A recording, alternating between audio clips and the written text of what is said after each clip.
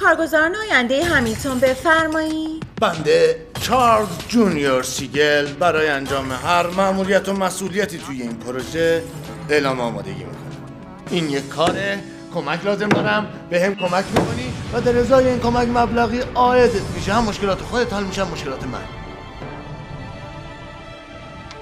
جی!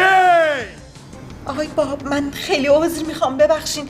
خب همیلتون و شلوغیاش دیگه. پس انقدر برای من از عوارض جانبی دارو قصه سرایی نکن پسر. خب انفجار هسته‌ای به من چه؟ میگم باهاتون تماس بگیرم. دنبال چی میگردی؟ پرونده هام؟ پوشه کمیسیونام؟ یا اینکه نه تو هم دنبال صندلی منی ها؟